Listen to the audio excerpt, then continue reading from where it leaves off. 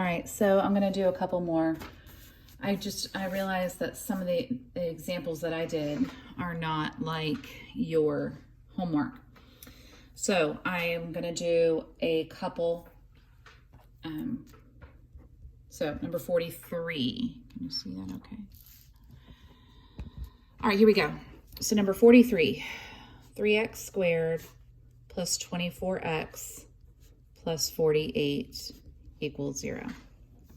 So the first thing we need to do is, just like when we were factoring, is to take out the GCF. So 3 will go into all of it.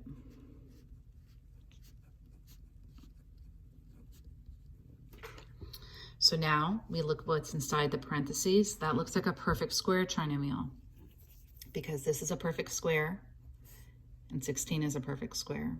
It's a plus sign. So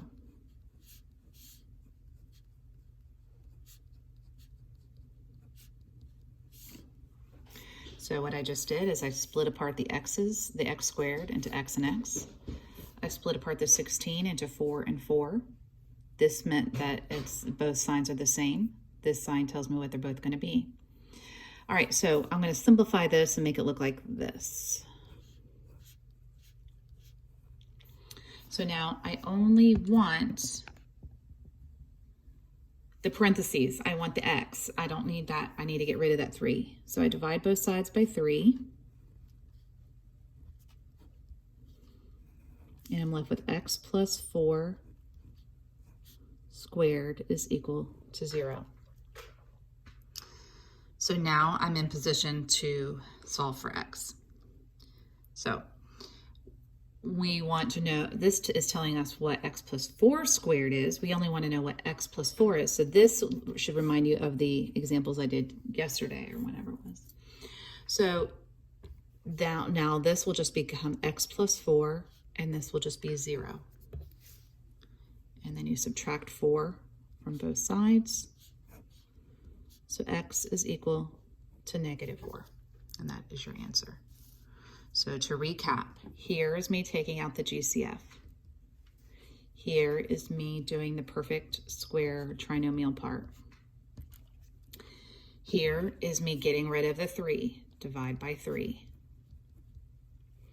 Here kind of is a formality, as far as really you're just going to rewrite whatever that is, you're writing it down there without the squared. So here is you taking the square root, and then here is you isolating x.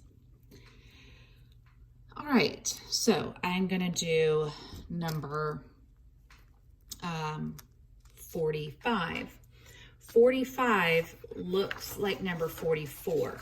So if you'll notice, your odds and your evens look similar to one another. So if I'm not doing one of the ones you need, so like 44 and 45 look alike. Actually 43 and 46 look similar. 47 and 48 look alike, and so on, 49 and 50.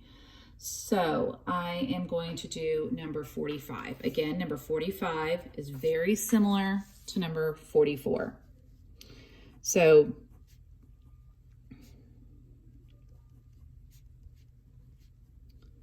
now how this one's different, I don't know, that kind of looks blurry. Oops, the worst tripod ever. All right, so one is that I need everything to be on the left side. I need to get everything set to 0.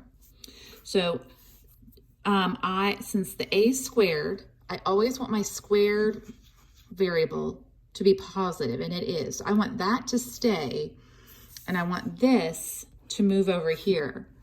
So I'm going to subtract 56a. Since that's a positive 56a, I'm going to subtract 56a.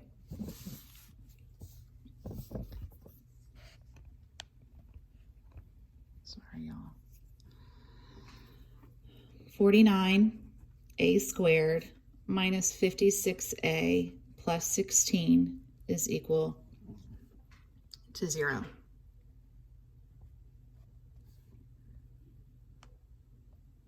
That does look, okay, there, that looks a little bit better. All right, so is there a GCF? Is there anything that will go into all of them? And no, because the only thing that goes into 49 is 7 and 7 and 1 and 49. But I see that it looks like a perfect square trinomial. The square root of 49 is 7a, 7a. The square root of 16 is 4 and 4.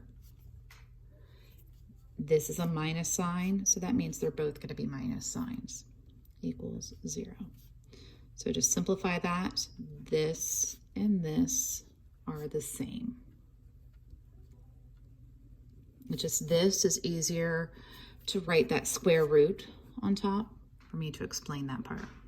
So this is for 2, so I just rewrite this now as 7a minus 4 is equal to 0. So I add 4 to both sides. This is just solving a 2-step equation. 7a is equal to 4. Divide both sides by 7. So a is equal to 4 sevenths. And that is that. So 44 looks very similar to this. You're going to keep 44, you're going to keep the 7r squared where it is. And you're going to subtract 70r over, and you're going to add 175 over. So I'll help you set up 44. So it looks like this. So you subtract the 70r.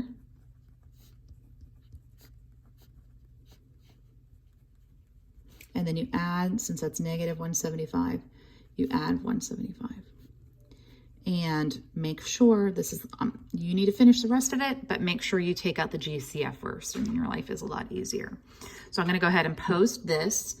This problem, these 2 last examples should at least help you from 43 to 46. All right, I'll upload this, and then I'm going to do another one for 47 through 50.